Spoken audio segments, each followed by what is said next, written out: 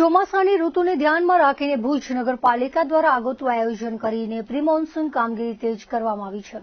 શહેરમાં ચોમાસા દરમિયાન વરસાદી પાણીના નિકાલની યોગ્ય વ્યવસ્થા જળવાઈ રહે અને નાગરિકોને કોઈપણ પ્રકારની હાલાકીનો સામનો ન કરવો પડે તે હેતુથી વહીવટીતંત્ર સંપૂર્ણપણે એક્શન મોડમાં આવી ગયું છે.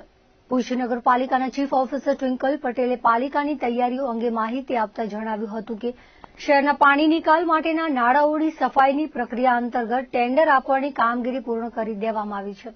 આ ટેન્ડર પ્રક્રિયા બાદ આગામી 25 તારીખ પછી સમગ્ર શહેરમાં નાળા સફાઈની કામગીરી સઘન રીતે શરૂ કરી દેવામાં આવશે. નાળા સફાઈ ઉપરાંત ચોમાસામાં ભારે પવન અને વરસાદના કારણે સર્જાતા અકસ્માતો નિવારવા માટે પણ પાલિકાએ વિશેષ ધ્યાન કેન્દ્રિત કર્યું છે. ચોમાસાની ઋતુમાં જૂની અને જર્જરિત ઇમારતો ધરાશાયી થવાનું જોખમ વધુ રહેતું હોય છે. આ બાબતને ગંભીરતાથી લઈને હાલમાં શહેરમાં આવેલી જર્જરિત અને જોખમી બિલ્ડિંગો તેમજ અન્ય જોખમી બાંધકામોનું નગરપાલિકાની ટીમ દ્વારા ઝીણવટભર્યો સર્વે કરવામાં આવી રહ્યો છે. સર્વેની કામગીરી પૂર્ણ થયા બાદ વહીવટીતંત્ર સમક્ષ જે પણ વિગતો સામે આવશે તેના આધારે આગળની રૂપરેખા તૈયાર કરવામાં આવશે.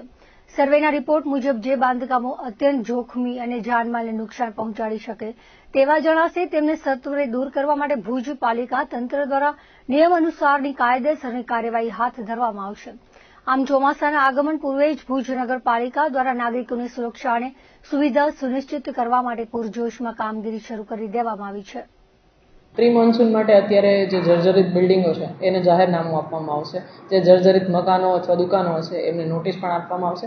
તે સિવાય જેટલા નાલા છે વરસાદી પાણીના એ બધા જ નાલાઓની સફાઈ કરવામાં આવશે. 19 તારીખ સુધી ટેન્ડરની પ્રક્રિયા પૂરી થશે. ત્યારબાદ 25 તારીખ સુધી ફિઝિકલ ડોક્યુમેન્ટ્સ આવશે અને ત્યારબાદ વર્ક ઓર્ડર આપીને એ કામ શરૂ કરવામાં આવશે.